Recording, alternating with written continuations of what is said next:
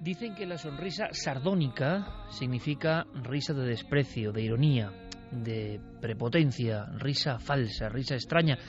También se dice que esa tradición viene de un término médico, de comer unas hierbas propias de la zona de los sardos que provocaban una especie de rictus, de sonrisa al mismo tiempo que producían un gran dolor. También se decía que los sardos más jóvenes solían matar incluso, leyenda o no, a los miembros más ancianos, a sus propios padres incluso, en un barranco entre extraños cánticos y risas. De ahí viene eso, risa sardónica. ¿Y por qué hablo de este término? Porque a mí es lo que me parece que surge, quizás sea mi imaginación, no lo sé, pero a mí, estando en el estudio preparando el programa, me ha venido esa escena. Un hombre con una gorra blanca, mirando desafiante, con esa risa extraña antes de actuar. Bueno, pues detrás de esta imagen, muchas más cosas, sorprendentes sin duda, alarmantes para algunos sin duda también, las claves que vamos a dar, pero tenemos que hacerlo. Esta semana está llena de conspiración, llena de enigma, y la analizamos a fondo en vuestro programa Milenio 3.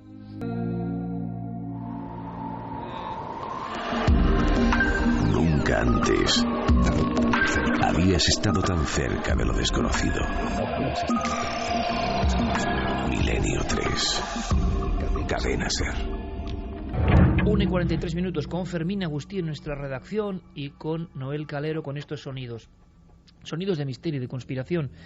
Porque esto no es solo un acontecimiento, unas bombas. Esto no es solo que esta misma semana haya llegado un sobre con una sustancia terrible. La ricina es una sustancia terrible en busca de Obama, de alguna manera. No.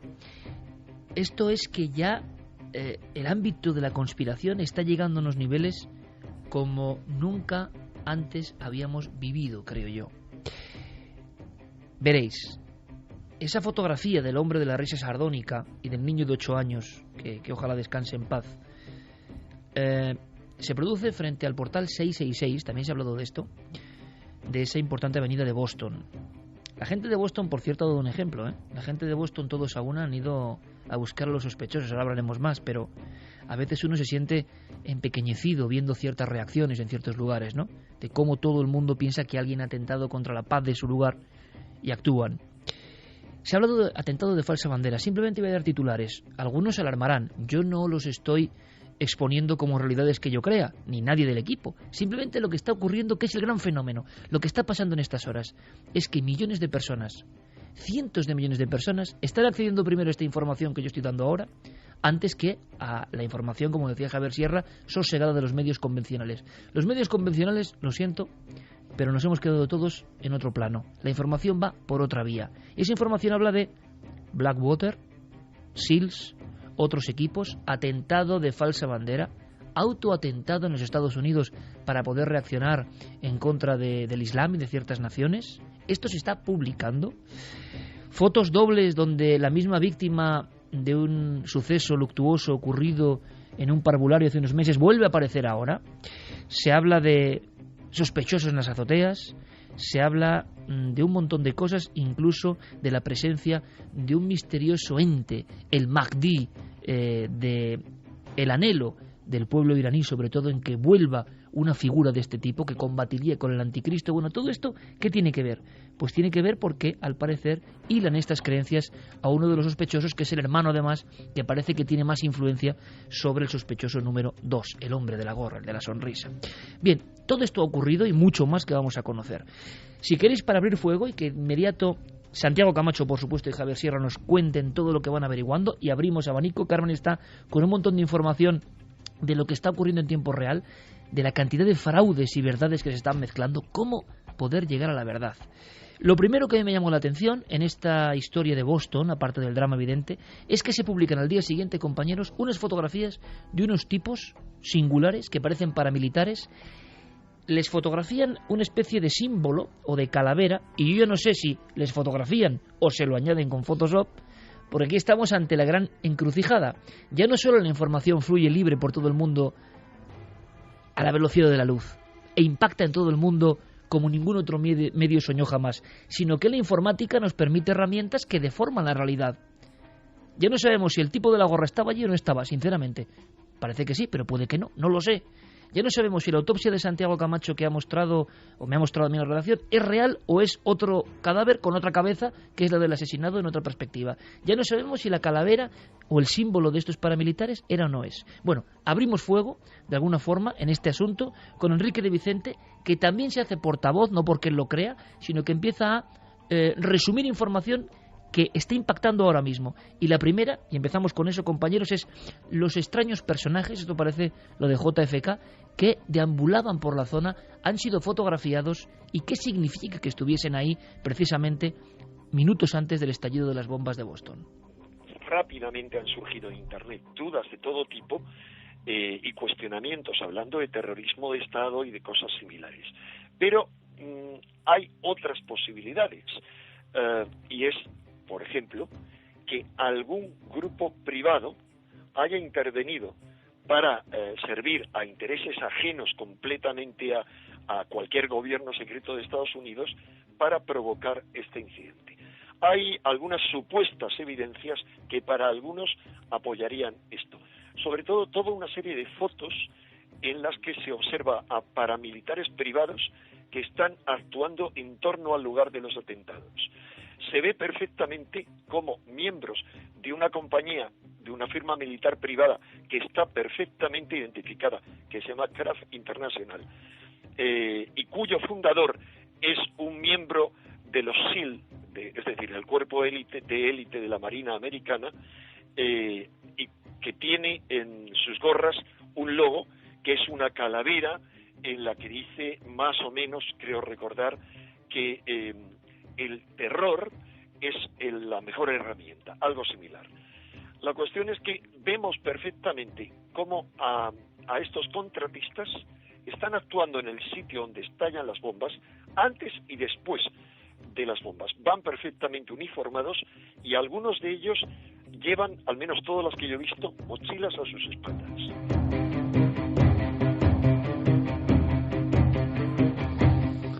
Santiago, Javier, todo vuestro. Vamos a ver, las fotografías en cuestión, la autenticidad es difícil de poner en duda porque proceden de diferentes aficionados, gente que estaba desde terrazas en sus casas, visionando la carrera a pie de calle, etcétera, etcétera, y efectivamente se puede ver un número indeterminado de individuos corpulentos, de porte militar, que llevan pesados anoraks, incluso para un día que no era especialmente frío, tan pesados como que parece que se adivina un chaleco antibalas de cierto volumen debajo, mochilas igualmente pesadas, pantalones caquis exactamente iguales en todos, botas militares también exactamente iguales en todos, y algunos efectivamente llevan esa gorra que lleva la calavera que identifica al equipo número 3 de los SEALs. O sea, la calavera es real, los señores que están ahí son reales. Sí.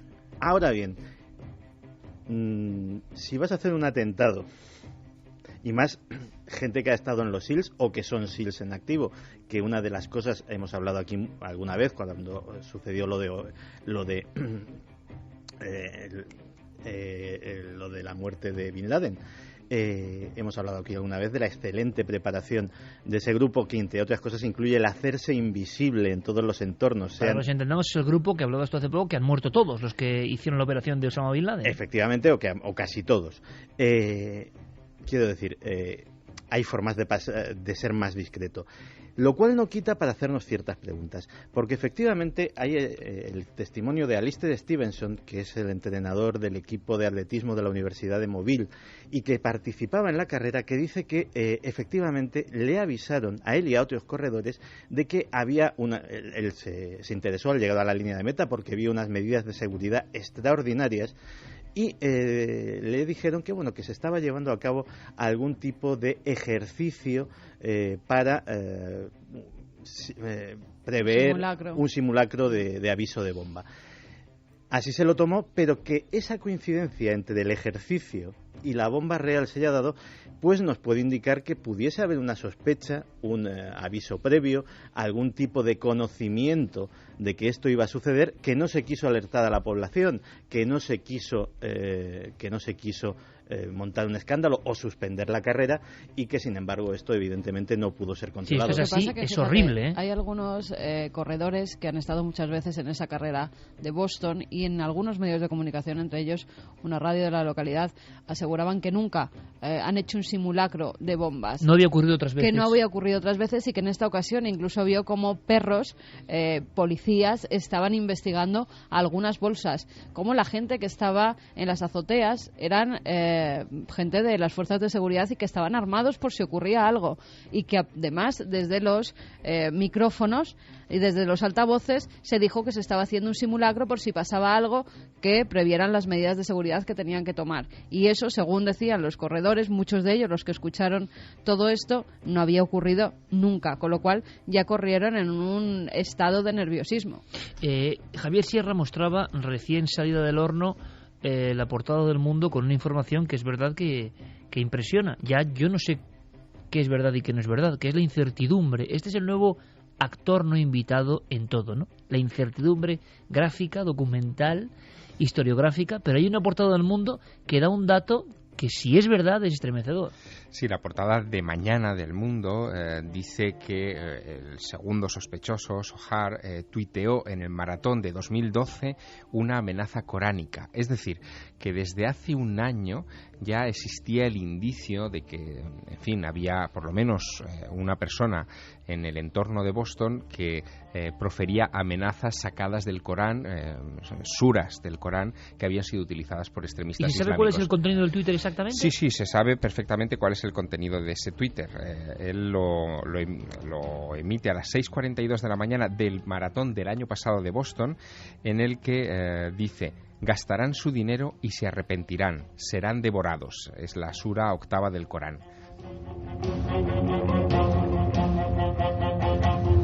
Eso Javier lo escribe él estando en el maratón de Boston, o mientras está produciendo el maratón, refiriéndose al maratón. Horas antes de empezar el maratón del año pasado.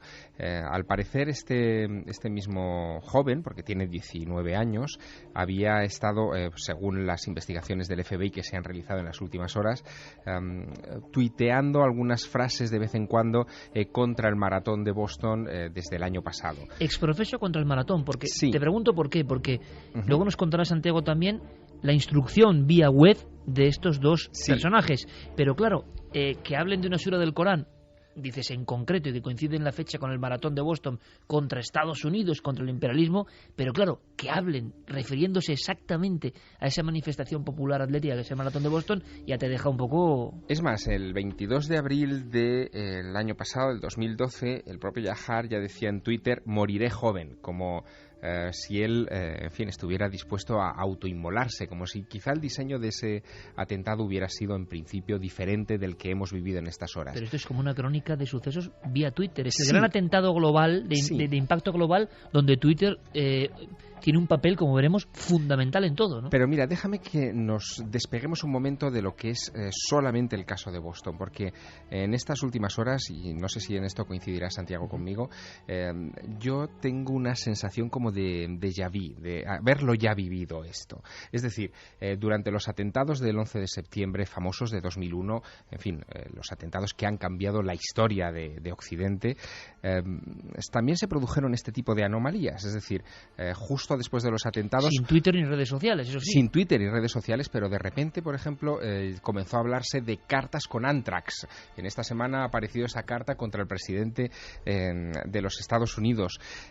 Surgen este tipo como de informaciones contradictorias, rumores, como también surge la información de que los servicios secretos norteamericanos estaban siguiéndole la pista a los pilotos del 11S desde hacía meses. Y aquí de repente acabamos de saber, porque esto es una información de Reuters de hace unas horas, que el FBI seguía por instrucciones de los servicios secretos rusos a estos dos jóvenes que ya habían hecho manifestaciones, en fin, antiamericanas, y al ser de origen checheno habían despertado las suspicacias. Es como un bucle, en Rusia. Sí, exactamente, es como un bucle. También hemos sabido que el primer sospechoso, Tamerlán, estuvo unos meses antes del atentado en Rusia, en Chechenia, parece que instruyéndose, estas son cosas que el FBI ha divulgado en estas últimas horas, instruyéndose para cometer este atentado.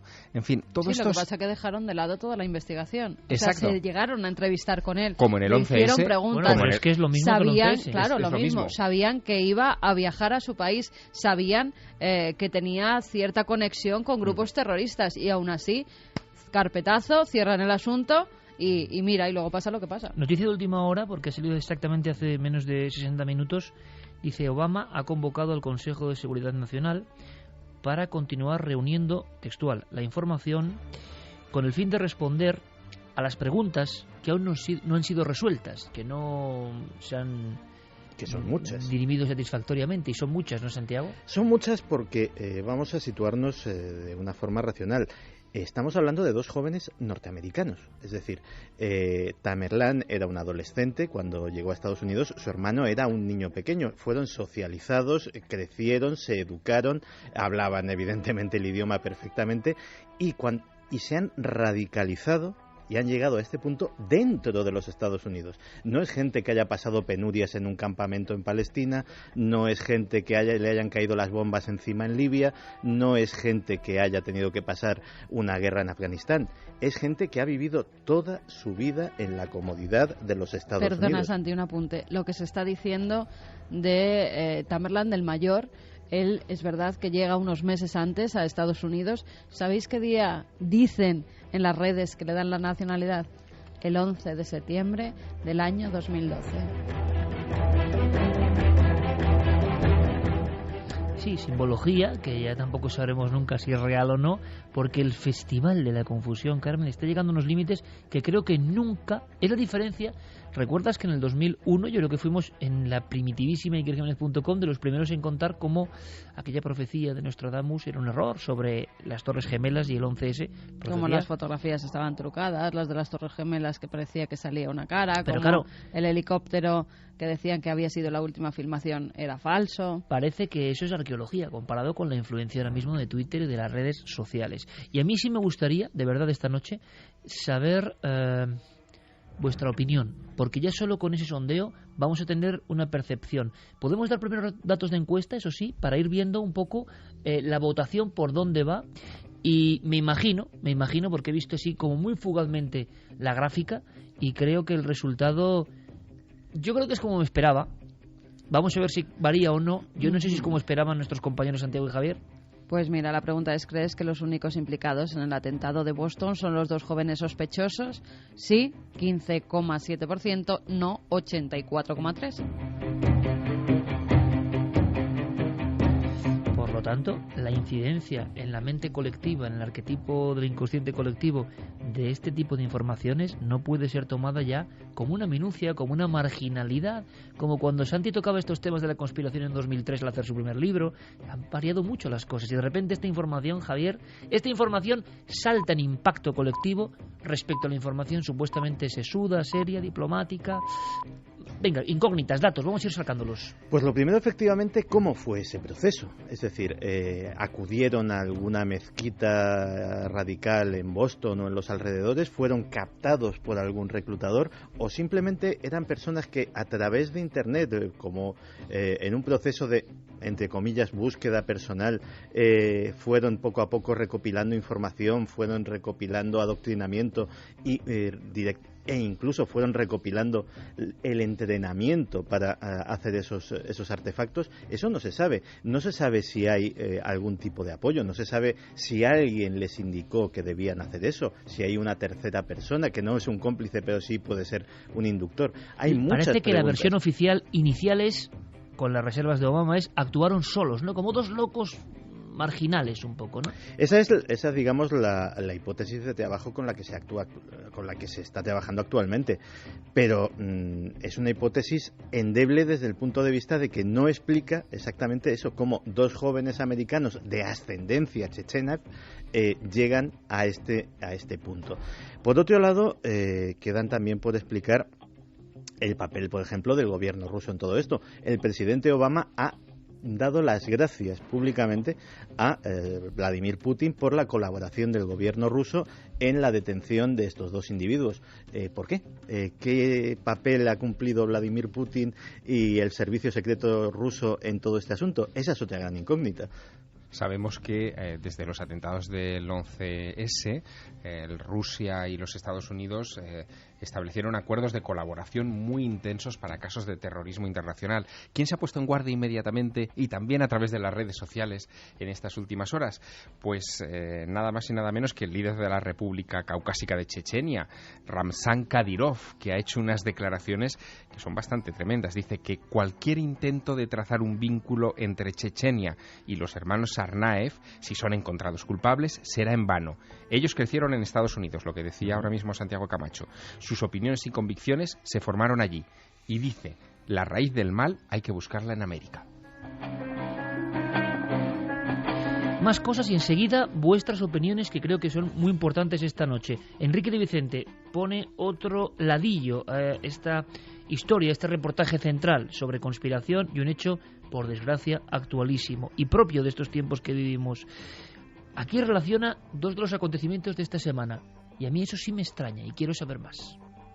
Hay otro dato en el que nadie, ningún medio, ha relacionado con estas explosiones de Boston, que tienen todos los rasgos de los atentados de la extrema derecha, se hayan dado justamente unos días antes de que se cumplan 20 años, que se cumplieron hace 2 días, de la famosa masacre de Waco, o de Waco.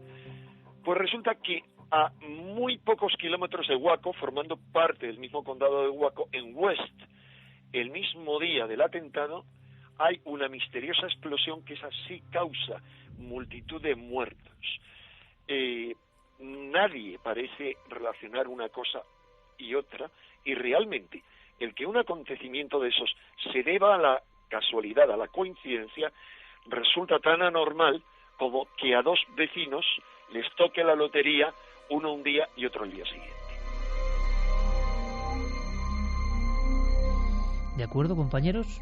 No sé qué relación puede haber con la historia de Waco. Es verdad que la coincidencia de que hablamos de lugares fatales y que luego viajamos a Galicia y a Berlín para dos de esas casas, examinarlas por dentro, que parece que concentran, yo no sé si la mala suerte, la maldad, la muerte. Bueno, pues Waco, desde luego, tiene 3 tremendas tragedias. Recordamos las imágenes de hace 20 años con David Koresh y los davidianos, y prácticamente al ladito, pues esta explosión tremenda. Esta explosión que, por cierto, Fermín, creo que tenemos un documento sonoro, porque impresiona todavía más, y mira que se ha visto filmada. Hay una escena que yo ya no sé, es un padre con una hija de 7-8 años que se quedan a filmarlo. Sí. Pero sí, tú dices, sí, ¿pero qué padre se queda a filmar una explosión, una fábrica que está el en incendio? Sí, claro, pero un incendio con unas llamas de una dimensión impresionante y en una fábrica. O sea, lo lógico es poner pies en polvorosa, y más por tu hija que por ti, pero se quedan ahí filmando y la onda expansiva es que les da de lleno. Bueno, hasta tal punto que la niña tiene problemas en los oídos por el gran impacto. Y lo dice. Pero como siempre, la radio y el sonido hacen que el impacto todavía sea más brutal sin imágenes, ¿no? Esa explosión en un lugar tan marcado como Waco, ¿tiene algo que ver con lo de Boston? A primera vista yo no lo acabo de entender, igual nos sacan de dudas nuestros compañeros, pero así fue el momento. Si faltaban pocas cosas, aparte del sobre con veneno ricina mortal de necesidad enviado a Obama, ocurría esto, casualidad o no, en una fábrica de fertilizantes, ¿no?, en pleno corazón de Waco.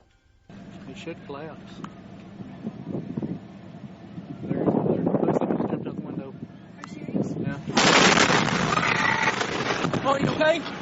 Dad? You okay? I can't hear. Come here. I can't hear. Get out of here. Please get out of here. Oh, my God. Please get out of here.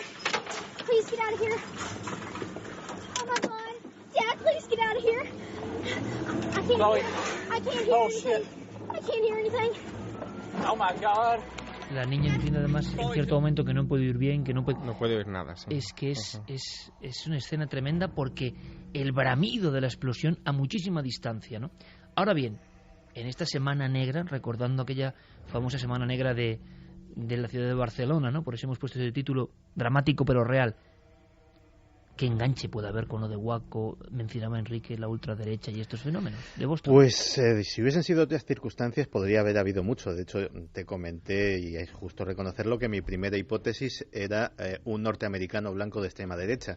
Es verdad, tú me dijiste, Iker, igual si esto es así, hablaremos del terrorismo blanco en Estados Unidos. Sí, porque evidentemente la factura de los atentados olía a aficionados, digámoslo así, el nitrato de amonio, las ollas a presión, no era, digamos, algo montado por una... Ollas españolas, por cierto. Ollas españolas, sí. Sí, aunque no tiene nada que ver. Claro, claro. O sea, la marca, la pobre, no tiene... Eso, como no mucho tiene sería buena señal de que exportamos, de que todavía exportamos algo en este país. Pero... si hubiese sido así, sí, porque efectivamente no hay que olvidar que el segundo atentado más grave de la historia de los Estados Unidos, que es el atentado también con nitrato de amonio, parece ser que es el gran protagonista de esta noche, al edificio federal de Oklahoma City, llevado a cabo por Timothy McVeigh, fue un homenaje a las víctimas de Waco, fue un homenaje a los davidianos. Se hizo en el tercer aniversario, quiero recordar que fue el mismo día, el mismo 19 de abril. ¿Homenaje a Waco? Sí, así lo declaró Timothy McVeigh, que había sido precisamente pues a las víctimas del gobierno federal que había asesinado a David Koresh y a sus seguidores davidianos. Pues Timothy McVeigh, que era creyente en esa conspiración, se había tomado el brazo de la venganza y asesinó a 100 y pico personas, entre ellos muchísimos niños, porque el edificio federal de Oklahoma City tenía una guardería que fue precisamente la zona más afectada por la explosión, y fue precisamente por esta razón. Y en este caso la explosión de ese lugar también ha coincidido, sí, en los días, pero... Ha coincidido en la semana, pero el final del asedio de Waco fue el 19 de abril. El 19 de abril se cumplieron exactamente 20 años, fue en 1993, y digamos que si hubiese sido la autoría, pues precisamente esto, de un grupo paramilitar de extrema derecha, que hay muchísimos y hemos hablado alguna vez de ello en este programa y en Cuarto Milenio en Estados Unidos, pues sí, podría haber habido una relación muy clara. Tratándose de dos jóvenes musulmanes radicalizados, pues desde luego la relación es nula. Vamos a hacer una cosa, rápidamente, primer sondeo de las opiniones de nuestros oyentes y sus twitters. Ahora comentaremos la importancia de Twitter, cómo incluso toda la maratón estaba registrada foto a foto gracias a Twitter, cómo gracias a Twitter ha llegado incluso la primera marea de pistas importantes para la policía, es decir, es un fenómeno inevitable y que ayuda en ciertos momentos a la consecución de objetivos, pero por otro lado también empantana con cuestiones absolutamente falsas y que confunden a la gente, ¿no? Vamos a escuchar precisamente esa voz popular de los oyentes y ahora continuamos con más enigmas.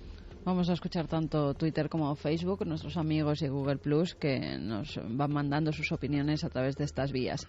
Asier Vargas nos dice: buenas noches, vaya semanita negra y todo lo que hay en ese atentado es muy oscuro, pero lo más doloroso son esas víctimas. Yo tengo mis dudas. ¿Qué haría ese hombre en la azotea? Un saludo a todo el equipo. Yo lo sé. Vale, primera clave, hombre de la azotea. Es que además la propia audiencia va sacando claves, códigos, se habla, y recuerdo, por cierto, yo creo que a compañeros de programas deportivos, por ejemplo como Punto Pelota, que yo lo estaba viendo, me sorprendió la cobertura que hicieron, muy pegada a la actualidad, y yo quiero felicitarles sinceramente. Y hablaban en ese momento, claro, yo luego creo que también todo estaba llegando en tiempo real, ¿no? Y por lo tanto muchas veces se dicen cosas por la propia aceleración, pero hablan de una persona que huye en una azotea, ¿no? Y creo, claro, ya no sé qué es verdad y qué no, que era el Santiago Camacho, entre comillas, de aquel edificio, ¿no? Pues sí, el famoso hombre de la azotea no identificado ya ha sido identificado. El edificio donde estaba ubicado era la sede de IDG Noticias, que nuestros oyentes aficionados a la tecnología conocerán bien ese medio, pues especializado en noticias tecnológicas, etcétera, etcétera. Pues los empleados de IDG Noticias tienen un acceso a la azotea que utilizan ¿para qué? Pues en sus tiempos libres de trabajo se sacan un cafetito, se fuman un cigarrín. Por eso digo de Santi Camacho, que sale ya a la sierra, a la magnífica terraza de la 8ª planta, se lanza su pitillo. Charlan un rato y vuelven a la tarea.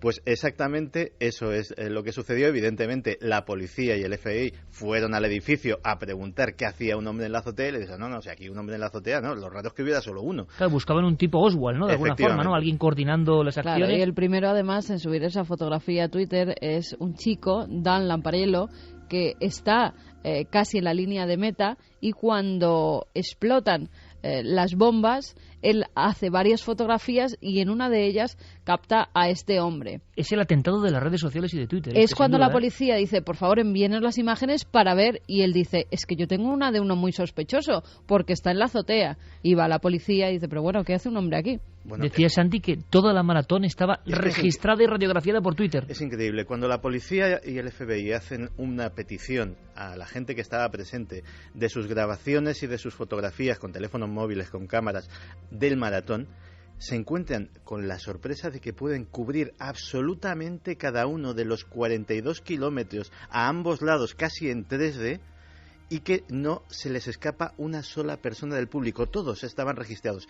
Eso de los ciudadanos que se prestaron a colaborar o que supieron de esa petición, que alguno se quedaría sus fotografías y no las envió. Es decir, hemos llegado a un punto en que cada persona es una máquina de grabar datos, es una máquina de grabar vídeo, es un fotógrafo potencial, y esas fotografías además no hay que revelarlas, pueden ser enviadas en tiempo real, y de repente cuando sucede una cosa de esas tienes un volumen de pistas a la hora de trabajar por parte de las fuerzas de orden público inédito en otra época. Esto como ejemplo absolutamente loable, yo creo, ¿no? De capacidad nunca antes al alcance de los servicios de inteligencia, ni siquiera de la colaboración ciudadana real y efectiva.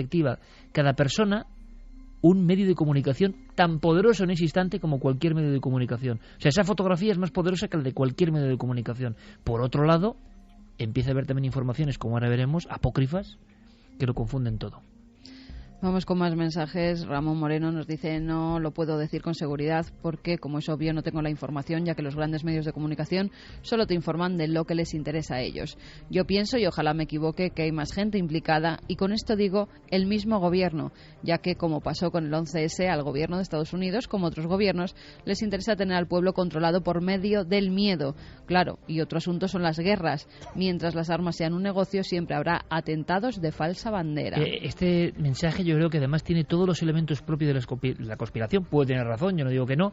Es sorprendente que alguien piense que un gobierno va a atentar contra niños de 8 años, pero bueno, uno va a la historia y también ve atrocidades que se han hecho. No sé si de esa magnitud, pero hay un elemento que destila ese mensaje, que es lo que comentaba Javier en la redacción.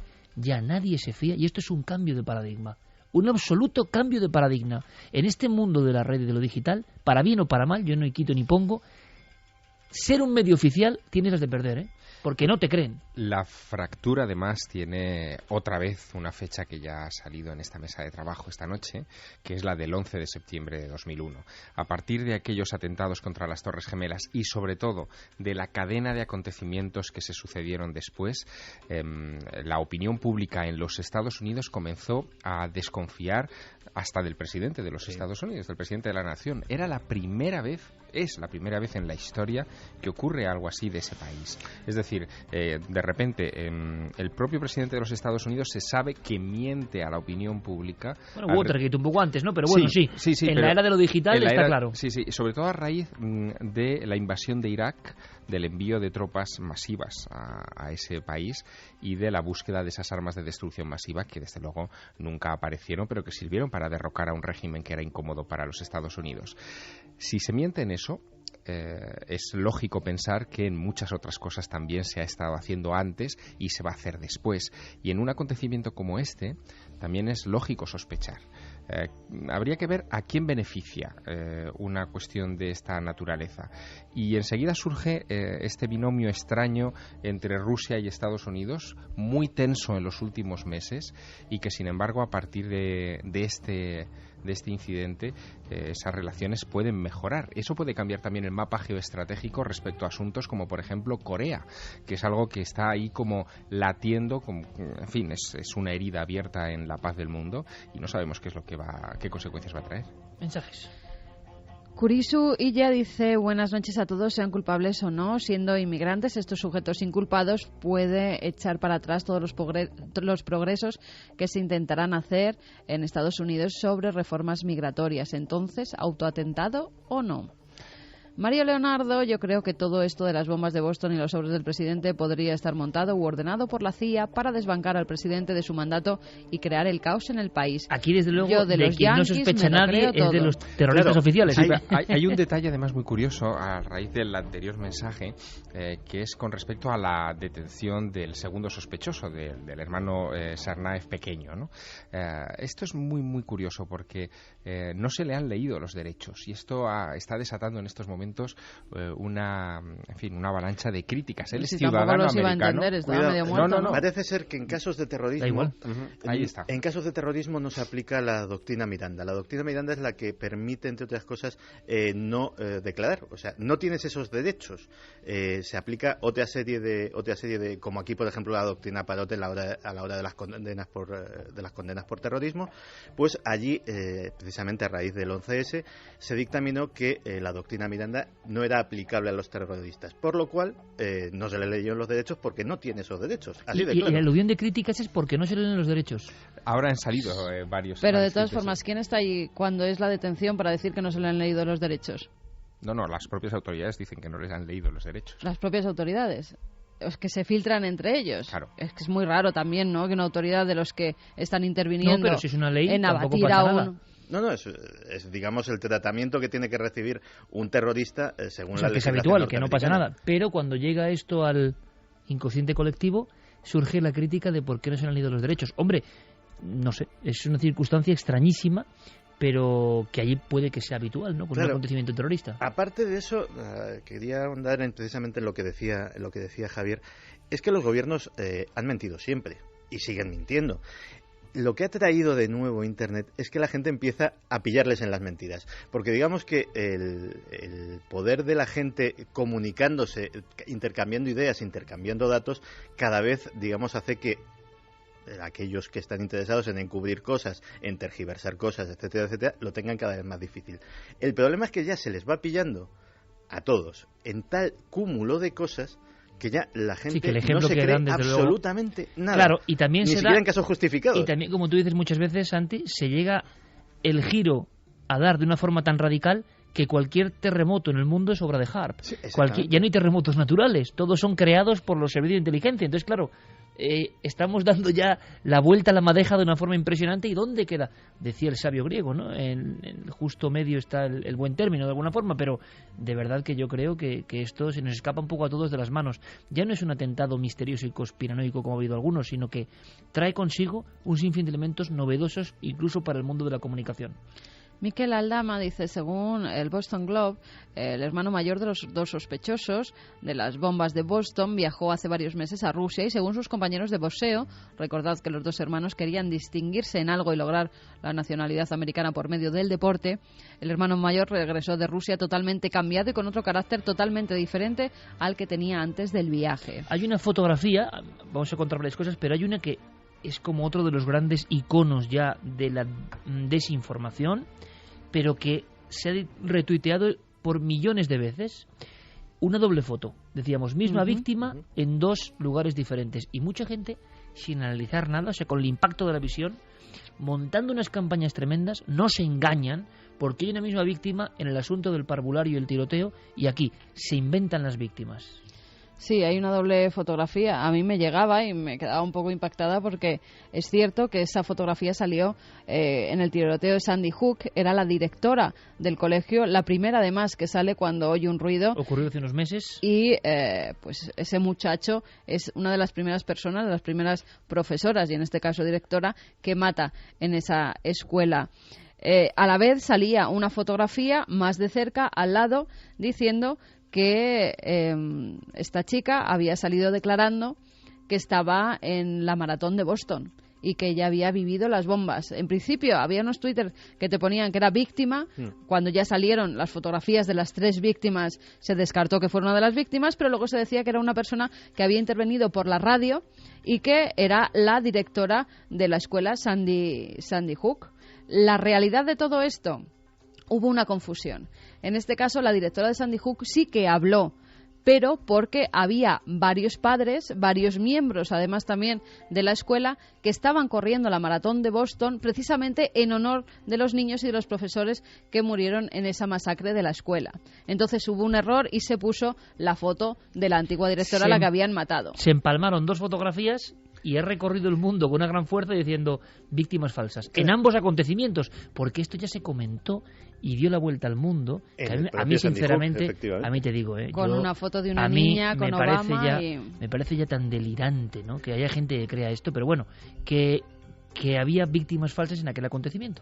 Sí, de hecho, mira, el sitio web más conocido y más prestigioso sobre el tema de leyendas urbanas, que es Snopes.com, ya tiene registradas una docena de leyendas urbanas desmentidas sobre precisamente el atentado de la maratón de Boston. No ha pasado ni una semana.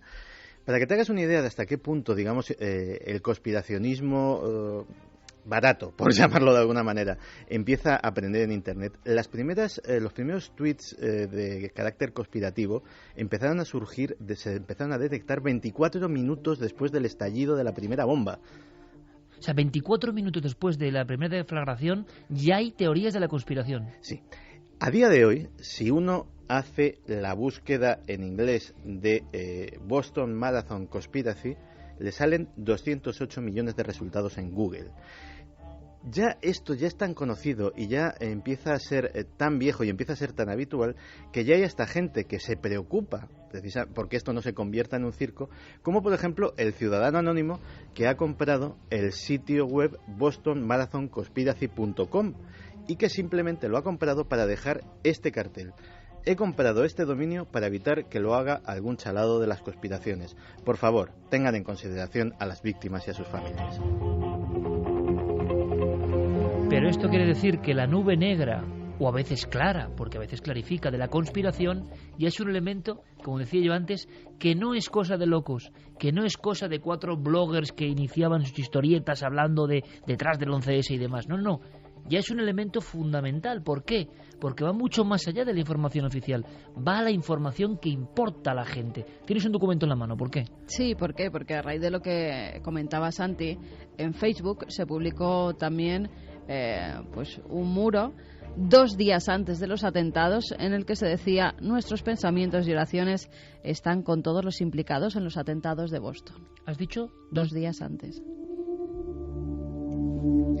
Y ahora yo vuelvo a añadir, como le decía Santiago Camacho, y esto nos lo tenemos que creer, yo no me lo creo, yo creo que hay una manipulación. También hasta qué punto la mente humana llega a ser retorcida para hacer gracietas o para intentar conseguir cierta popularidad o que se hable de esto generando ese tipo de cosas con tan mal gusto. Bueno, hay una que es absolutamente demencial, que es la manipulación de un capítulo de la serie de dibujos animados Padre de Familia.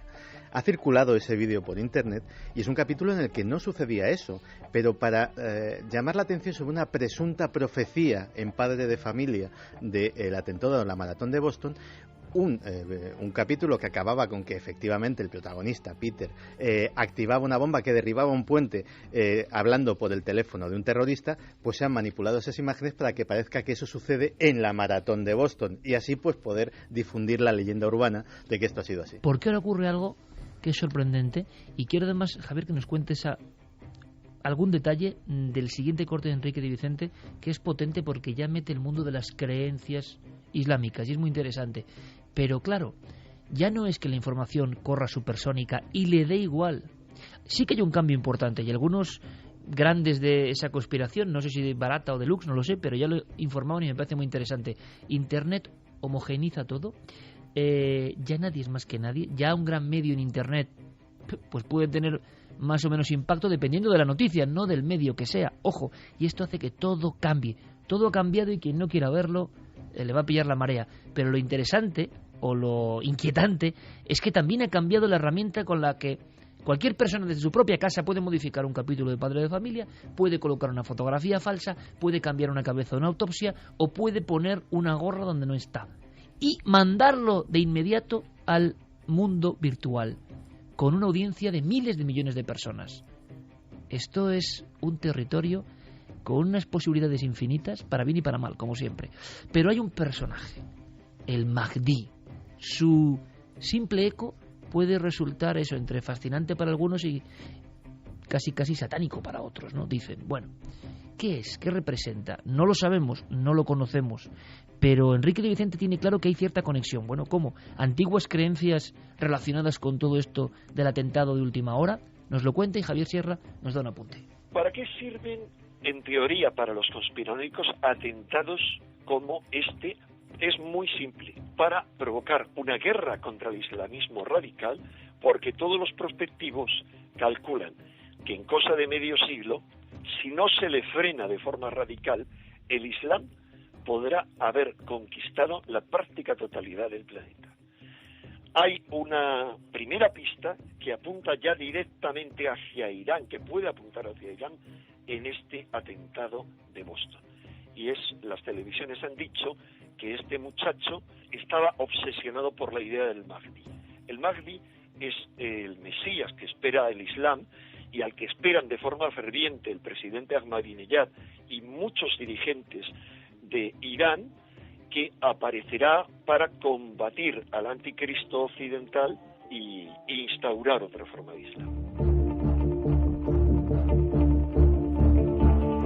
2:26. Tenéis las vías abiertas, por supuesto, a través de Nave del Misterio, en Facebook, en Twitter, en Google+, una encuesta que cómo va, Carmen, lo comentamos para saber exactamente en cada momento si esa balanza se ha movido o no se ha movido, o sigue todavía el platillo de uno de los lados de la conspiración. Muy poquito. ¿Cómo es? Sí.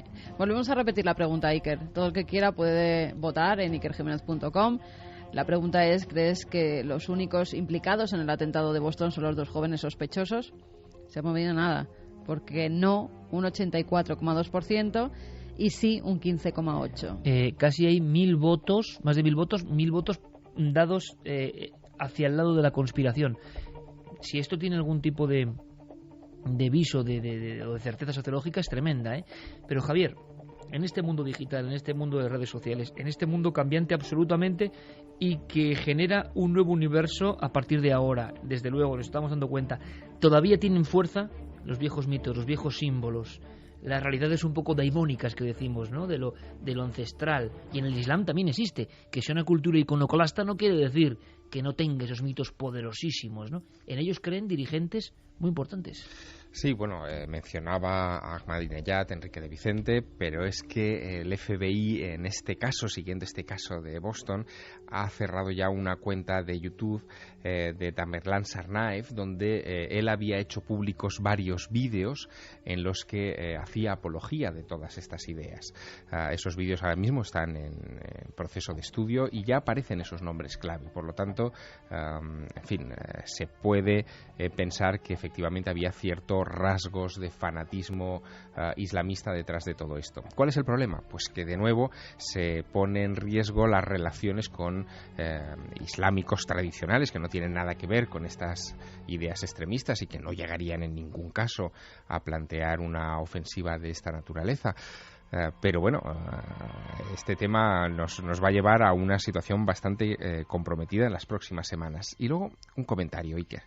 Antes comentábamos el asunto de que ahora un solo hombre a través de las redes sociales puede inyectar una información y cambiar un poco el panorama de la realidad. ¿Qué es lo que buscamos? Es decir, ¿qué es lo que buscan la mayoría de internautas que tienen redes sociales y que buscan de alguna manera darse a conocer a través de ellas? Buscan lo mismo que los grandes medios de comunicación: audiencia. Y esa audiencia se consigue en base muchas veces a exageraciones, a manipular exageradamente imágenes, vídeos, sin importar demasiado, porque ahí no hay códigos deontológicos ni profesionales, sin importar demasiado lo que se haga, y también ayudando a sembrar de caos y de información espuria en las propias investigaciones de los expertos, ¿no? Los vídeos de Tsarnaev son información útil, pero si aparecen más vídeos manipulados relacionados con este asunto, van a entorpecer, indudablemente van a ralentizar la investigación y pueden, que esto es lo más grave de todo, pueden llevar a conclusiones equívocas en una cuestión que empieza a ser sensible. Lo que parte de dos jóvenes de 26 y de 19 años, de repente puede afectar a relaciones internacionales importantes. Santi, aunque sea en un fragmento, por favor, pero la instrucción, el aprendizaje, el fanatismo o no de estos jóvenes, si es que se descubre que son estos jóvenes, y yo lo digo porque yo ya no sé nada, es decir, y llega un momento en que uno ya no sabe nada, parece que sí, pero claro, ¿lo sabremos alguna vez? ¿Lo sabremos dentro de 50 años? ¿Dentro de 50 años saldrán los papeles que nos dirán que no eran estos jóvenes o que estaban, ojo, adiestrados por alguien? El adiestramiento, por lo que parece, no ha ocurrido en ninguna mezquita, en ningún local concreto. Tampoco es un adiestramiento del mundo físico, es un adiestramiento digital. Como en tantos otros casos, hay quien habla, y no sé si era Bestringe, precisamente le he leído en alguna entrevista, hablar del fracaso absoluto de políticas de inmigración de este tipo, por ejemplo en Francia, y que este era otro ejemplo. Decían, yo no lo digo ni lo pongo ni lo quito, digo que he escuchado esta, y me pareció interesante, ¿no? Jóvenes de tercera generación ya, o de segunda generación, que en el fondo, a raíz del adiestramiento por Internet, saltan como un resorte buscando esas raíces o sobre todo ese fanatismo, ¿no? Aquí todo lo que habían hecho era estudiar o imbuirse de ciertas páginas que deben estar muy bien hechas, me imagino, porque parece que atrapan, que estimulan y que fascinan, ¿no? Por un lado, las páginas donde se adoctrina en las formas más radicales, más incitadoras al odio del Islam. Y luego, evidentemente, mismamente el artefacto que se utilizó, la bomba de olla a presión, hay una página web que lleva a Al-Qaeda oficialmente. Evidentemente no se puede encontrar por Google, forma parte de esa deep web de la que hemos hablado últimamente, y donde se detalla con absoluta precisión, con vídeos instructivos, cómo se fabrica esa bomba. Es decir, no solamente que cómo se pone el explosivo, cómo se pone el temporizador, cómo se pone el detonador, sino incluso cómo se cogen elementos. Si no quieres llamar la atención, si no quieres ir a comprar una sustancia controlada, como puede ser el nitrato de amonio, de repente compras unos sacos de fertilizante y tienes que dejar tu nombre en Estados Unidos, sino cómo a través de cosas que puedes encontrar en tu armario de la cocina, cómo extraer los productos químicos adecuados para fabricar ese explosivo. Y todo eso, si sabes cómo, está a 2 clics de distancia. Es decir, no es tan difícil. Bueno, fíjate, a raíz de lo que decía Santi, salieron también unas imágenes de unas cámaras de seguridad que teóricamente habían sido grabadas unos días antes por alguien, también con gorra, que iba a comprar unos productos químicos y que no se los vendieron, que podía ser una tercera persona implicada en el atentado, la que consiguió esos productos que podían luego explosionar. La realidad, se ha sabido que son unas imágenes de cámaras de seguridad de una fábrica que robaron en 2011. O sea que son imágenes completamente antiguas que no tienen nada que ver con los atentados de Boston.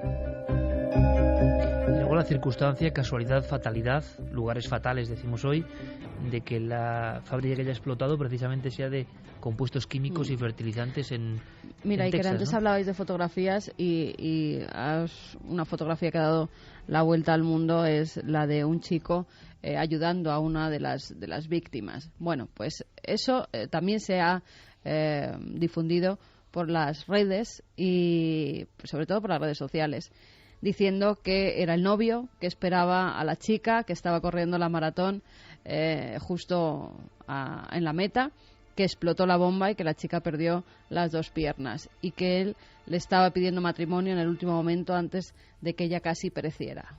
No es esa la realidad. La realidad es que es un chico que no conocía de nada a esta chica, que era Sidney Corcoran, que intentó ayudarla, que le estaba haciendo el boca a boca, y no era una escena de amor, era una escena de ayuda. La familia, además de la chica, se lo ha agradecido porque nadie sabe quién es este ángel de la guarda que en un momento dado la pudo salvar, la pudo hacer unos torniquetes y gracias a eso la pudieron trasladar todavía con vida. Y lo que cuenta una fotografía parece, además la tenemos aquí, parece verdaderamente que se está lanzando a darle un beso y lo que está haciendo es hacerle el boca a boca para salvarla. Bueno, quizá el colmo del mal gusto en estas leyendas urbanas sobre la maratón de Boston ha sido el caso de Jeff Bauman. Jeff Bauman es el hombre que veíamos en las fotografías en una silla de ruedas porque la explosión le había cercenado por completo la pierna derecha. Pues empezó a correrse por las redes sociales el bulo de que en realidad se trataba de un hombre llamado Nick Vogt, que era un soldado que había perdido la pierna en Afganistán y que se había prestado como doble o como figurante para escenificar la falsa bomba de la maratón de Boston. Tuvo que salir el propio padre de Jeff Bauman, tuvo que salir a la palestra para decir que su hijo estaba en el hospital, que no tenía una pierna y que por favor que parasen ese tipo de rumores. Hablando de ángeles de la guarda, ha habido algunas, pues por poner un poco de luz, ¿no? O un poco de brillo del otro lado, ¿no? En mitad de esta oscuridad y de este reino de la confusión, porque yo creo que ese sería el resumen, ¿no? Estamos viviendo en el reino de la confusión. Y en el reino de la confusión surgen explosiones, deflagraciones que impactan ya de forma universal. Ya nada es local, ¿no? De alguna forma. Había una historia que recogía, como siempre, con su buen tino Javier Sierra, que se fijaba en ella, él que ha escrito tanto de los ángeles, enigmáticos personajes, evidentemente, desde el principio del tiempo. Y hay una historia de esas de gran suerte, de milagro, llamadlo como queráis, pero que es una historia hermosa entre tanto horror, ¿no? Sí, es la historia de dos jubilados de West, en Texas, justo la ciudad donde ha estallado esta empresa de fertilizantes el pasado martes, que contaban su aventuras, en fin, lo que les ocurrió en esas horas de la tarde del pasado martes 16, de una manera muy peculiar. Ellos dos son católicos y aquella tarde tomaron su pick-up, su furgoneta, para ir a la parroquia para hacer los ejercicios espirituales a los que estaban apuntados, y cuando salen de misa ellos se dirigen hacia su casa, que está solo a 2 manzanas de la fábrica. Ven una fulguración tremenda, escuchan la detonación, observan cómo el cielo comienza a desplomarse sobre sus cabezas, porque en fin son fragmentos de todo tipo los que vuelan por el aire, pero su furgoneta queda casi inexplicablemente intacta y ellos dos en fin no sufren heridas de mayor consideración, pero saben que su casa ha quedado destruida por el lugar por donde han visto esa fulguración, y saben que es la fábrica. No se atreven a ir, de hecho las autoridades inmediatamente les impiden el paso, pero su hijo casualmente es policía y se acerca para ver en qué estado ha quedado la casa de sus padres. Cuando se acerca al lugar, en fin, la zona es un desastre, la casa prácticamente es un solar, no quedan ninguna de sus 4 paredes levantadas, coge unos pocos enseres, unos zapatos, unas ropas para dárselas a sus padres y les hace unas fotografías con el teléfono móvil para que vean el estado en el que ha quedado su domicilio. Cuando esas fotos llegan a la retina de este matrimonio, se quedan muy impactados, porque ellos desde hace años coleccionaban figuritas de ángeles, tenían 100 en una alacena, y esa alacena con las 100 figuritas de ángeles es lo único que estaba en pie. El matrimonio está seguro de que los ángeles de la guarda que han coleccionado les habían salvado la vida. Salti, para poner carpetazo final a esta semana negra de conspiración, aunque sea con una bella historia, con una historia de suerte. Perdona que te interrumpa, ¿sí? Iker, porque hay otro milagro, entre comillas, de un chico que ya le están diciendo que él mismo dice que ha sido un milagro que ninguna de las explosiones le pillara, tanto en Boston como en Texas. Es verdad. Se llama Joe Barty, es un joven que estaba corriendo la maratón de Boston justo cuando pasa por la meta. A los 30 segundos explota la primera bomba. Además, su familia, sus 2 hijas y su mujer estaban muy cerca de la meta, tan cerca que a la señora que hay justo al lado de su mujer, pues la metralla hace que pierda las 2 piernas, y a la mujer y a las hijas no las pasa absolutamente nada, salen ilesas, completamente ilesas. Después de ese trauma, él dice que nunca ha visto una explosión, que ha sido casi un milagro que se salvaran, porque 30 segundos antes le hubiera pillado el primer bombazo. Viajan, cogen un avión y regresan a su casa en Texas. En Waco. Va a trabajar en su propio coche y ve un humo muy intenso. Se para y nada más pararse, baja del coche para hacer una fotografía. Hace una fotografía que además la puso en su Twitter, como diciendo: qué casualidad que vengo de una explosión y ahora veo un incendio. Y justamente explota esa planta de fertilizantes. Hasta tal punto estaba cerca que muchos de los cascotes caen sobre su propio coche, con lo cual se salvó de 2 explosiones en 2 días. Santi, apunte sobre ese sobre con una sustancia, la ricina. Yo he leído simplemente que provoca la muerte celular directamente, y me pregunto también cómo la naturaleza hace que en esas semillas en concreto Me parece un misterio. Yo no sé si es que a mí me parece todo un misterio, pero esas semillas en concreto provocan la apoptosis y provocan la aglomeración de células y la muerte celular en poco tiempo. Bueno, ¿por qué la naturaleza, la madre naturaleza que nos da la vida, ha diseñado eso? Bueno, pues parece que esa sustancia ha sido muy célebre en muchos servicios de inteligencia de los dos bloques de las antiguas superpotencias y que vuelve a aparecer en un sobre, como decía Javier Sierra, después de una situación tan extraña como esta de la de Boston, esta situación de conspiranoia general. Y bueno, el principal implicado sospechoso, encima para su defensa, acude a la conspiración también. Pues sí, es una historia muy curiosa. El implicado, el sospechoso, Paul Kevin Curtis, que todos lo habremos visto impersonando a Elvis Presley, parece ser que es un entertainment, es un cantante imitador profesional, ¿no? Imita a diversos tipos, pues es un tipo bastante peculiar. Dice que él no ha sido... el perfil que tienes de amigo de Santi. No, es que es un amigo de Santi completo y lo vamos a ver ahora mismo. Dice que él no ha sido... Claro, un imitador de Elvis Presley, mandando un sobre para envenenar al presidente Obama, o sea, eso es, y experto en conspiraciones, es un amigo de Santi en toda regla. Obama, a un senador de Mississippi y a un juez también del estado de Mississippi. Mandó 3 cartas.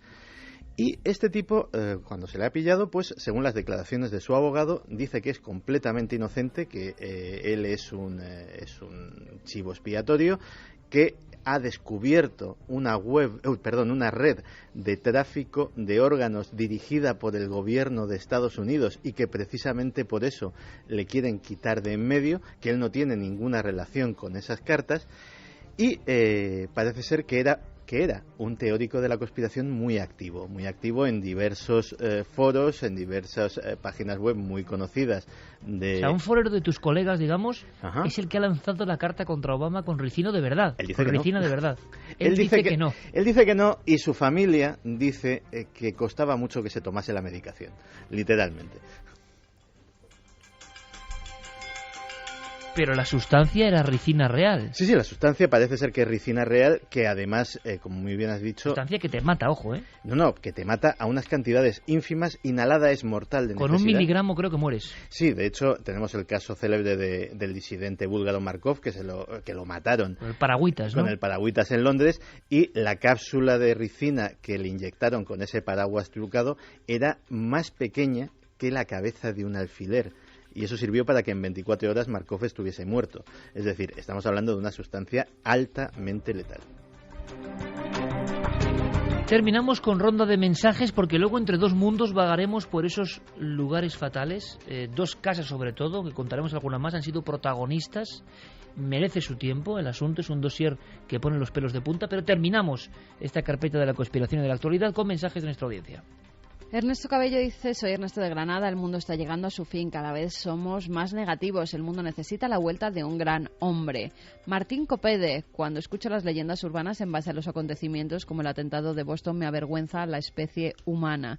Susana Pérez: con tantas manipulaciones, montajes, bulos y falsas leyendas ya no sabes qué creer. Miguel Ángel Cabral nos dice: hola, buenas noches milenarios. Sobre los atentados de Boston me llama la atención que si hubieran sido unos terroristas chechenos, como aparentan ser, habrían tenido 1000 oportunidades de causar el máximo de víctimas posible, pudiendo detonar las bombas mucho antes, cuando había mucha más gente en las inmediaciones. Pero igual no lo tenían tan fácil. No era, posiblemente sí era uno de los momentos de mayor afluencia. Ten en cuenta que después de la primera media hora es cuando entran lo que se suele llamar los charity runners, los que van allí, digamos, por pasar el rato, que son casi la mayoría. Es decir, están los que ya han llegado, los deportistas profesionales, etcétera, etcétera. Luego es cuando llega el grueso del pelotón, que son los aficionados, y precisamente es en ese momento cuando eligieron para detonar. Sí, porque yo recuerdo la imagen de un viejecillo, ¿no? Que se cae además por la explosión. Sí, que se convierte en la imagen de la tragedia, ¿no? Sí. Miguel Ángel decía: esa espera al final de la carrera revela para mí que no había intención de causar el mayor daño posible, sino minimizar las posibles bajas, y eso para unos terroristas no cuadra. Autoatentado, falsa bandera, muchas dudas, como estáis relatando. Jesús García Blanco: preguntarle a Santi si ve relación entre el atentado de Boston y la aprobación de la ley CISPA de vigilancia cibernética a los usuarios de Internet. Hombre, en principio sería un argumento a favor, pero desde luego no. Si está apuntando a que sería para favorecer... ¿Qué es esa ley, Santi? ¿Es una especie de...? Sí, es una ley, digamos, para intentar controlar un poquito más precisamente este tipo de cosas, sobre todo personas que accederían a contenidos potencialmente peligrosos para la seguridad nacional, entre otras cosas.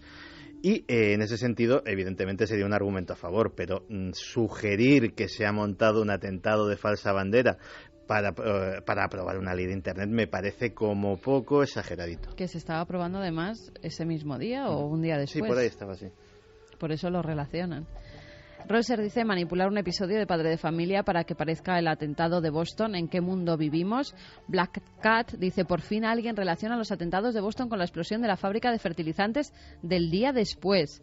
Dice que no entiende cómo nadie lo había relacionado. Yo he llegado a leer que lo de la fábrica de fertilizantes fue un misil. O sea, directamente ese tipo de cosas. ¿Cómo era aquel bestseller después del 11S? El primer bestseller conspiranoico, incluso antes de Santiago Camacho, fue Thierry Missan, ¿puede ser? Que hablaba de un misil. De hecho, está mal decirlo, pero ese libro llegó a España gracias a mí. Yo fui quien puse otro de tus amigos, ¿no? A los editores que, por cierto, en la pista de aquello. No se ha vuelto a saber de él, ¿no? Tú eres un poco su... No, sí se sabe de él. Thierry Missan sigue siendo el responsable de la red Voltaire, que es un medio de Internet muy prestigioso. Claro, yo le había perdido la pista, pero tú en tus círculos lo tienes perfectamente fichado. No, y te puedo asegurar que ¿Tu amigo Thierry?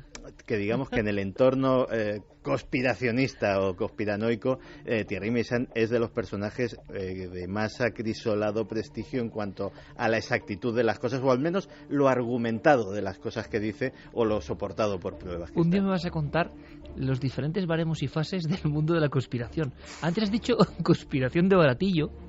¿Y cuál es la más acrisolada o la más deluxe, no? Mira, ¿y tú dónde estás? Y ya me pregunta, o sea, dentro del ranking quiero saber, pero eso me lo cuentas otro día. ¿Dónde está Santiago Camacho con la bandera de España? Fíjate, ¿es Santiago Camacho? En la conspiración de Baratillo y Thierry Missan serían exactamente los dos extremos. Es decir, digamos, la máxima calidad. Thierry y es un lord en el mundo de la conspiración. Thierry es un tipo que realmente merece la pena de ser seguido, no solo por los aficionados a esto, sino por la población en general. Pero España no volvió a ver ningún éxito de Thierry Missan. Y también es curioso, ¿no? No, realmente en el mundo editorial aquello fue un bombazo, y de hecho en la editorial de Marra me lo siguen agradeciendo todavía que les diese aquella idea, pero efectivamente luego no ha sido ningún bestseller por aquí. Nos estaban apuntando además a la novela que parece que predijo los atentados del atentado de Boston. Aquí tendríamos un futility también en el Titanic, ¿no? Dicen. Sí, porque 11 años antes, en 2002, se publicaba el libro de Boston Marathon Thriller. Es un corredor profesional, corrió muchas veces en la maratón de Boston, y un día corriendo dice que sintió temor por si alguien ponía una bomba, que qué pasaría. Él lo llegó a pensar en una de esas carreras, hasta tal punto que después de los atentados del 11S decidió escribir esta novela como algo que podía ocurrir. Es Tom Lonergan, el autor, y le han preguntado si esto ha podido suponer que uno de estos hermanos se la leyera y que intentara basarse en la novela imitando los hechos. Él dice que prefiere pensar que no. Bueno, vamos a dejarlo aquí. La información es muchísima. La encuesta, imagino que termina en el mismo baremo prácticamente, con un sinfín de votantes. Lo agradecemos mucho porque ha sido en tiempo récord. También el esfuerzo a nuestro compañero Guillermo León. Podemos dar prácticamente en que podéis seguir votando, por supuesto, si queréis, ¿no? Porque va a ser un buen elemento, pero... Sí, acaba en que el no gana por 84,1 frente a 15,9. Interesante, ¿eh? 15 de cada 100 personas a favor de la versión oficial, 84-85 que no. Por lo tanto, la profecía de Javier Sierra se cumple más que nunca, ¿no? Casi 9 de cada 10 personas no creen ya en la versión oficial. Por supuesto que el sesgo, imagino, de oyentes que participan es concreto, es el de Milenio, pero también sabemos de otras muchas encuestas donde el resultado no va por ahí. O sea que traspolando estamos seguros que como mínimo un 60%, mitad y mitad como mínimo, y ya es muchísimo, no creen en la versión oficial, cosa que nunca antes en la historia de la humanidad ha ocurrido. Ahora sí, vamos a empezar otro viaje, un viaje diferente que comienza en Galicia. Cambiamos el tercio, compañero Noel Calero, porque Sí, hemos hablado de lugares fatales. Waco tenía una explosión, ¿verdad, Santi, en los años 40? Sí. Que era de Bueno, no fue en Waco, fue en Texas City, que está como a 200 kilómetros, es decir, pero hubo una enorme explosión precisamente por un barco que se estaba cargando ¿de qué? De nitrato de amonio. En ese caso murieron 500 personas. ¿500 personas? Sí, o sea, ten en cuenta que una explosión de un volumen de nitrato... Piensa en lo que decíamos antes del edificio federal de Oklahoma City. Era un camión cargado de nitrato de amonio en el parking y se llevó por delante todo el edificio. Es decir, estamos hablando de un fertilizante, pero de un potencial explosivo de una potencia tremenda. Lo que ha pasado en Texas esta semana ha sido comparado por muchos como la explosión de una bomba nuclear. Y de hecho, a nivel de kilotones, sería equiparable a una bomba nuclear pequeña, una bomba nuclear táctica. Es que impresiona mucho el bramido, el impacto es tremendo, incluso lo hemos puesto antes en el audio, es tremendo. Y pasó en el 93 la matanza del rancho de los davidianos de David Koresh.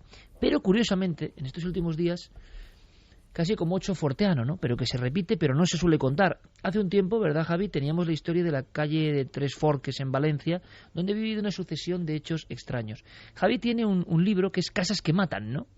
Sí, lo tengo por aquí. Es un libro que, bueno, de estos libros complicados de encontrar, que de pronto salen en medio de una librería antigua de Madrid y que nos llaman la atención, ¿no? Y de repente descubres que el libro está lleno de historias desconocidas, de historias extrañas, muy brevemente contadas, pero que se puede ahondar en ellas y sacar cosas absolutamente interesantes. Libro de aquella colección, Javier, tú te acordarás perfectamente, Fontana Fantástica. Claro, mítica. Mítica, absolutamente. De Martínez Roca. Exactamente, que traía libros de Francia, de Roger de Lafont, y que eran tremendos. Bien, pues todo esto que parece como de un mundo antiguo se ha convertido de alguna forma en realidad.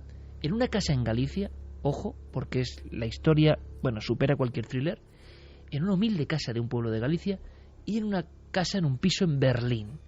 Empezaremos por Galicia y si queréis luego continuamos con Berlín y otros sucesos en la siguiente hora. Vamos a Galicia porque es noticia, porque aparece primero, como siempre ocurre, ¿no?, tenuemente, de alguna forma casi disimulada, de esto no se habla. Claro, cuando suceden algunos hechos ya va ocupando espacio en los diarios regionales.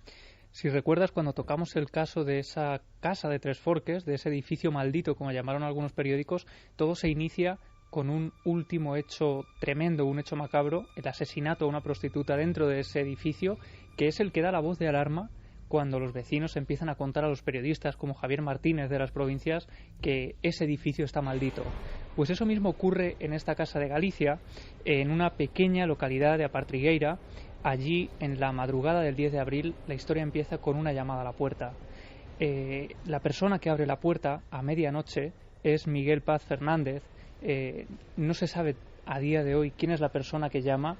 Lo que sí se sabe es que le recibe con un gran mazo con el que le destroza el cráneo prácticamente a las puertas de esa casa e inmediatamente después se llevan el cadáver solo unos 300 metros de ese lugar donde es encontrado al día siguiente. Inmediatamente los medios de comunicación se ponen en contacto con las autoridades de la zona para conocer qué es lo que está ocurriendo allí y allí acude Susana Luaña de La Voz de Galicia, que es la periodista que da la voz de alarma y que es la primera que se encuentra con esos vecinos hablando de una casa maldita en Galicia. Llegamos al sitio, al principio se sabe que hay una víctima, pues ya trascendía que había sido una muerte violenta, posiblemente Nacha, pero en ese momento no se sabía todavía quién era ni nada. Y más o menos media hora después, pues ya los agentes que estaban por allí y la policía ya empezamos a oír que estaba identificada, que era un joven de Ailla, que es un sitio cerca del lugar donde apareció el cadáver, y que vivía de alquiler en una casa allí cerca. Y cuando fuimos a la casa, porque efectivamente estaba como a 300 metros de donde había aparecido el cadáver, pues ya nos empezaron a contar, incluso los propios agentes decían, ¿pero cómo? ¿Otra vez aquí? ¿Pero cómo otra vez aquí? Sí, es entonces cuando empiezan a hablar entre esos vecinos y esos policías. Los policías empiezan a decir que han ido a esa casa casi constantemente en los últimos años y los propios vecinos la tienen señalada también como un lugar donde la tragedia campa a sus anchas, ¿no? De hecho, hay un hecho que llama a la atención de la periodista, que es una herradura puesta al revés bajo una de las ventanas de los vecinos.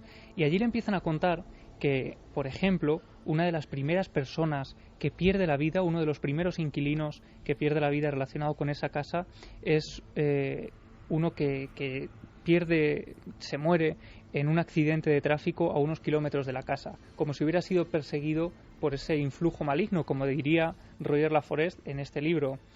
Posteriormente hay una joven que vivía en La Guardilla. Esta es una casa de 3 alturas, una casa de campo que está dividida en varios pequeños apartamentos. Pues la joven que vivía en La Guardilla, sin motivo aparente, no tenía problemas aparentemente, se lanza desde la ventana, se suicida y se quita también la vida. Posteriormente otro vecino es encontrado días después de fallecer en el interior de su casa en completa soledad. Esto es algo que ocurría también, si recuerdas, en el edificio maldito de Valencia, ¿no? Y posteriormente Manuel Piñero, uno de los últimos, 56 años, es atropellado por un conductor que se da la fuga y es encontrado por los dueños de un bar cercano a solo unos metros de esta casa maldita, como la han bautizado los medios, de Apartrigueira. Claro, y ocurre que esta periodista con la que tú has hablado acude a la casa donde hay tantas muertes violentas en tan corto espacio de tiempo y se encuentra con inquilinos de ahora que con espanto, eso me lo he preguntado yo muchas veces, ¿no? Cuando descubres lo que ha pasado en tu casa, cuando alguien te viene a contar lo que ha pasado en tu casa, que has alquilado sin saber nada de su historia, y creo que la reflexión y cómo lo cuenta es brutal, ¿no? La reacción de esta mujer ante la periodista es brutal, ¿no? Sí, porque hay opiniones para todos los gustos. Hay algunos que, lógicamente, intentan quitarle hierro al asunto. El vecino, por ejemplo, que ha colocado esa herradura bajo su ventana, intenta restarle importancia diciendo que, bueno, él tiene ese amuleto para traer mejor la buena suerte, pero sin embargo hay personas, y si quieres sí que escuchamos esto de voz de la propia periodista, que están planteando marcharse de allí cuanto antes. Es cierto que cuando nosotros fuimos allí y preguntamos por el asunto, había una chica joven, un matrimonio joven, la chica embarazada, y dijo que ella, que llevaban 2 meses allí, que no sabían nada, que hasta que pasó este último crimen no habían oído nada de lo que pasaba con la casa y de las otras muertes, y la chica decía que no, que se iban, o sea, que iban a buscar otro sitio enseguida, y además lo dijo con esas palabras: yo no doy a luz aquí. Creo que es como muy gráfico, ¿no? Yo no doy a luz aquí. Y esto refleja una realidad que muchas veces se solapa, pero que luego, como veremos en la siguiente hora, indagando en la historia, no es un caso único ni mucho menos. Estamos recordando aquel caso de Valencia, que ya el número de muertes, no recuerdo cuántas eran, Javi, pero eran de todo tipo y en un mismo inmueble. Si se hacía una especie de estadística, bueno, saltaba todo por los aires, ¿no? Y mucha gente, además, precisamente se había lanzado por las ventanas, hay que decirlo, en esos edificios. El investigador Jesús Genaro, ¿no? Una persona influyente en este ámbito de Valencia, hablaba de lugares depresivos, y a mí eso me llamó siempre mucho la atención. Lo conocí el término a raíz de esa investigación en Tres Forques, Valencia, y ahora, de alguna forma, el ranking macabro es tomado por esta casa en Galicia. Jesús Genaro, que sin duda es uno de los investigadores que más se ha metido en estos ámbitos también, ¿no?, de la psicología, y decía que efectivamente desde los primeros asentamientos en Europa se conocían este tipo de lugares que llamaban a la fatalidad, que llamaban a la muerte, lugares, según sus palabras, en los que los animales iban a morir, que los pastores esquivaban porque sabían que sus ovejas no daban la mejor lana, que sabían que eran lugares donde se incitaba la agresividad de las personas, donde se producían cambios de humor que podían llevar a la propia depresión y a cometer estos crímenes. Y este tipo de lugares, efectivamente, según nos comentaba Jesús Genaro, eran evitados por los primeros asentamientos que intentaban establecer sus fronteras con esos sitios y adentrarse mejor en los lugares relajantes, que eran sitios que posteriormente fueron convirtiéndose en santuarios, en lugares como templos, en balnearios, y utilizando también otra tercera categoría, los lugares eufóricos, para establecer allí sus plazas y sus centros de comercio. Lugares eufóricos, lugares relajantes, lugares depresivos. ¿Recordáis alguno, compañero, tú en tus viajes por el mundo, Javier? ¿Podrías tener una diapositiva de alguno de estos lugares? Eufórico, relajante, y sobre todo por aquello de lo que vamos a seguir contando después de las noticias con nuestros compañeros, lugares depresivos. Bueno, depresivos quizá en el desierto de Atacama, viendo las momias del desierto de Atacama, yo ahí sentí un vuelco en el corazón, de verdad, de esos lugares que me dejaron marca. El peso de los milenios, ¿no? Quizás sí, quizás fue ese. Y volviendo también a cosas relacionadas con la muerte y con las momias y con el pasado, algunas tumbas intactas del antiguo Egipto, donde todavía estaba la momia, visitadas con Nacho Ares, por cierto, en la orilla oeste del Nilo, también eran de esos lugares que impresionan. Interesante, compañero. Santi, mañana te veo. Mañana nos vemos. Con un montón de cosas, compañero, en la televisión, en Cuarto Milenio. Un fuerte abrazo, amigo. Otro para ti. Javi, continúen los éxitos y continúe la gira, toda España, con tu Maestro del Prado, que sigue esa romería, ¿no?, de ilusiones. Te contaré la fiesta de San Jordi, que es el 23 de abril, el día del libro, que va a ser impresionante. Bueno, que vaya muchísima gente a verte, Javi. Ahora todas nuestras informaciones, las noticias con los compañeros.